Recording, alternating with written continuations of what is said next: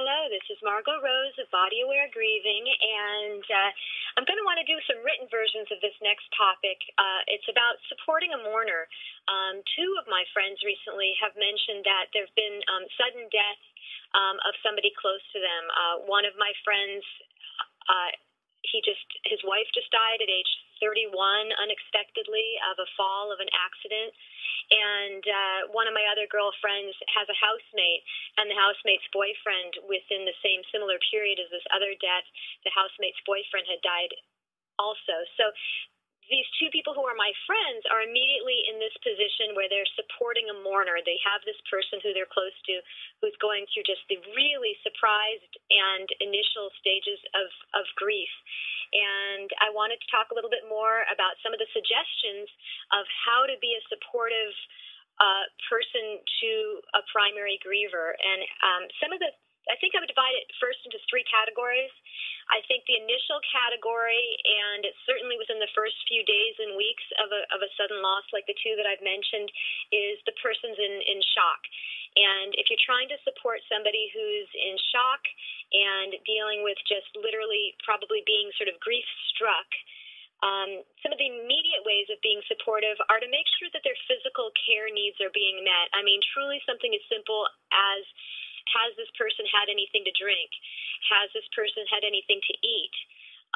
Do they need rides? The person who's in shock should absolutely not be driving themselves anywhere. And, you know, if they need to deal with anything logistic, phone calls to, you know, trying to make airplane reservations, trying to organize a funeral or memorial, these are tasks that person's really not capable of right then. And the most support you can have for someone where you're helping them take care of some of these logistical things that are really beyond them right at the moment.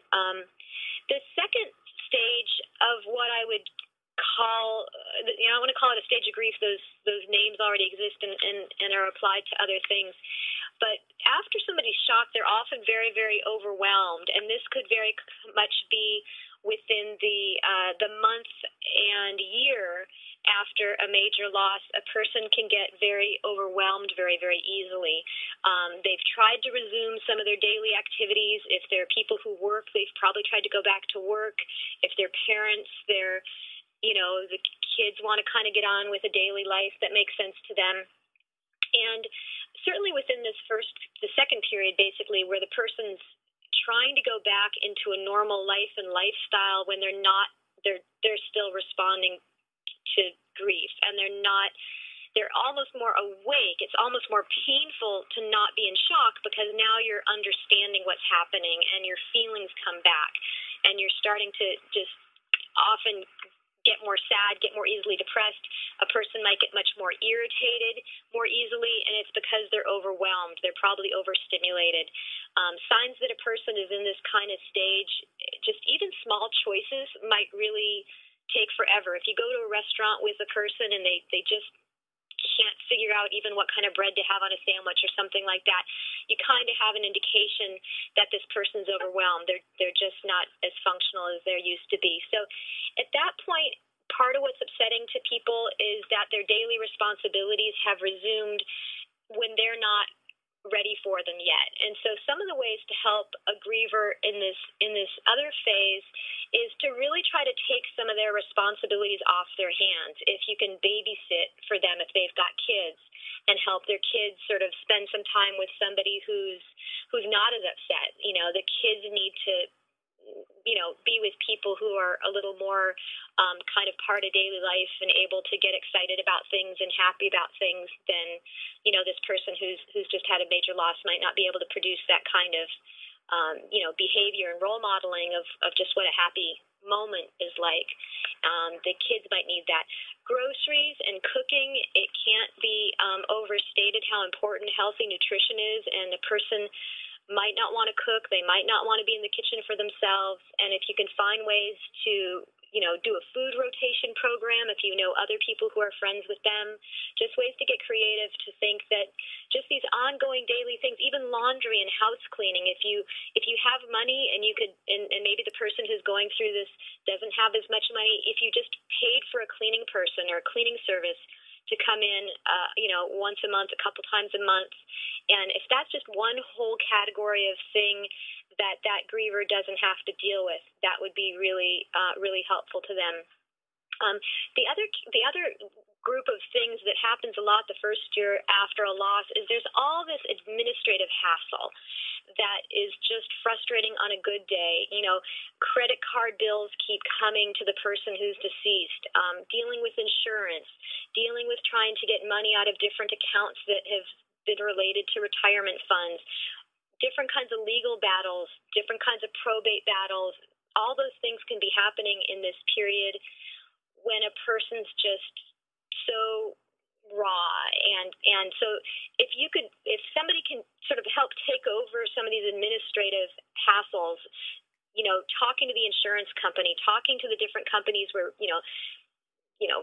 phone bills need to be dealt with, and just all these logistics that the primary griever ideally would not need to deal with. Some of that, it can be extraordinarily difficult to be, referring to someone who's passed away, who's a huge part of your life, and you're on the phone to an insurance company, or, I was losing my mind trying to talk about my sister's, money with regards to ING was just making me nuts. They were making it so complicated to deal with her retirement fund and releasing some of that. And I just needed to get somebody else to deal with it. You just need a cool, calm person to be dealing with, particularly some of the employees at insurance companies and some of these bigger companies. They deal with this all day long. They didn't know the person who died.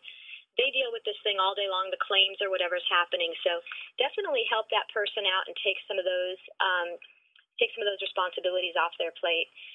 The next category that is hard is the period where everybody else has kind of moved on to their life a little bit, especially after the first year, where be aware of this person.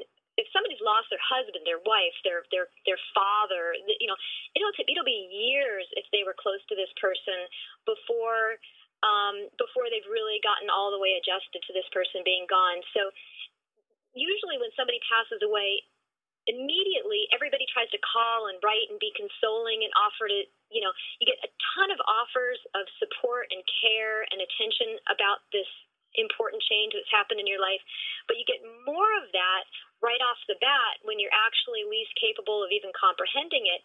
But those kind of empty periods where everyone's sort of gone back to whatever they need to do with their life, those periods can be very, very lonely, and the quiet of it not being a big deal anymore in a lot of people's lives that this change has happened is hard. So some of the other ways in this sort of more distant phase after an actual loss that can be supportive would be helping remember for the next, say, 5 years, if you put it in your calendar, what this person's wedding anniversary was, the birthday of the person they've lost, and the memorial of their death. If for minimum the next 5 years, if you can call them, write them, contact them in advance of these dates, take them out for a meal, take them for a walk, go camping, go hiking, whatever their favorite activities they are. If you can stay supportive of this person long after some of the sort of circus